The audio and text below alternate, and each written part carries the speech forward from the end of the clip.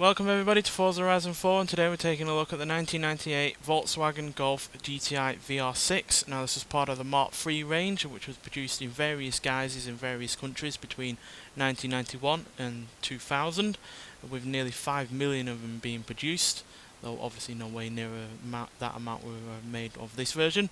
But yeah, this version was the rarest, easily the most powerful, with also the biggest engine that you could get in this version of the Golf. Because it is based on a standard Golf, it means that you've got all the practicality, all of the equipment, all of the usability on an everyday basis of a standard Golf.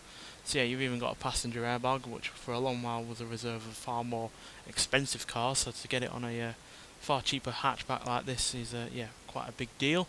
And yeah, nicely appointed interior, like the dials, which are white on black, or black and white, whichever way you want to call it. And yeah, it's got plenty of room in the rear, and yeah, plenty of boot space as well. So yeah, still a very practical car despite being the most powerful and biggest engine version of the car. You've also got twin exhausts, a little bit of a spoiler on the back there, and yeah, it's a very handsome car, to be honest. It's one of my favourite looking Golf generations, to be honest. Not the best, but far from the worst as well. But yeah, the big selling point with this car is the engine, which is a 2.8 litre V6 engine producing 172 horsepower and 173 pounds-feet of torque, which is quite a lot from a hot hatchback from the time, but certainly not the most powerful. A Honda Civic Type R from the previous year, for instance, has more than 180 horsepower from a much smaller engine. So yeah, they're really rather trying to make up for the lack of power in general GTI with the large engine. But even a 2 litre inline 4 GTI produces 148 horsepower, and obviously that's a far smaller, far more economical engine as well. So yeah, I really struggle to see the necessity of having this rather large engine in this car, because not only does it give it a lot of weight, it weighs 2,800 pounds, with 65% of the weight being up front. It also makes it, yeah, quite an uneconomical car to, drive on a daily basis, where as it's also going to ruin the handling a little bit with all that weight up front. And also, yeah, you just haven't got quite as much power as some of the more powerful hot hatchbacks out there. And at the end of the day, this engine was used in a far better vehicle from Volkswagen with the Corrado, which either in this 2.8 litre version, or in terms of the engine, or the 2.9 litre V6 had far more power, far better looks, even less weight, and yeah, was just a far better driver's car in general. But this is still a solid car in its own right. So yeah, nonetheless, let's get out onto the open road and see what this car can do. So yeah, because it obviously weighs a fair bit while having a rather large and heavy engine, this is not quite as quick as you'd expect from a car with such a sizable engine and a decent amount of horsepower. But the crucial thing about this car is it does have a charismatic engine.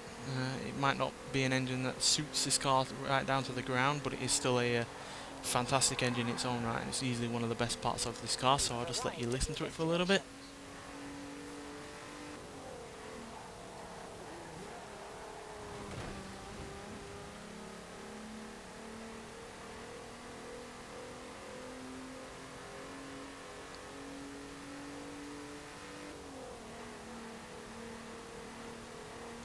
But yes, as good as it is in terms of sound, it doesn't make the car go all that fast in terms of acceleration or top speed. 0 to 60 in 7.053 seconds, 0 to 120.447 seconds, and it going to a top speed of 141 miles an hour. Now the top speed, in retrospect, really isn't all that bad, but again, there are faster hot hatchbacks from the time than this in terms of acceleration and top speed. I mean, the Honda Civic Type R will do 0 to 60 in less than 6 seconds, and because it's a lighter car with far less weight up front, it's also a better handling vehicle. But I'm no fan of that generation Civic Type R, to be honest. Probably a controversial opinion, but yeah, I'm not a fan of the looks of it, and yeah, in terms of engine noise, I don't think it's as good as a V6 engine like this. But that car is definitely better in terms of handling, definitely quicker in terms of acceleration and top speed, and yeah, it's certainly more beloved by a lot of people in terms of today, and yeah, it's certainly a more sought after classic than this is. and so is the Volkswagen Corrado, to be honest, which again I do prefer over this car. But it's still a solid car in its own right. It's got decent enough handling, it brakes okay enough, and yeah, you can certainly have plenty of fun with it.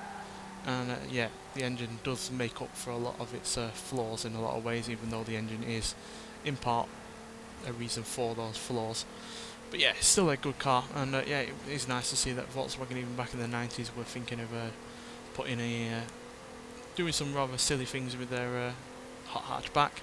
Obviously, they would go one step further with the R32 from the next generation, which would have even more power and four-wheel drive, which again would cure some of this car's problems. But I don't quite like the look of that car in comparison to this, and yeah, it still had its own issues in its own right. But yeah, still a solid car. Don't think it gets enough love in comparison to the previous two generations of the Golf, and yeah, certainly quite overshadowed by the more modern versions, which obviously have better handling from the newer technology with new diffs and more power and turbocharging and the like. But yeah, still a solid car in its own right, and yeah, I just wish more people would give it a bit more of a fair chance, even despite its flaws. Because despite its flaws, I do actually quite still like it. But if I was going to take a V6 Volkswagen from the 90s, I'd take a Corrado any day of the week. Nonetheless, thanks for watching, and I'll see you with the next one. Bye.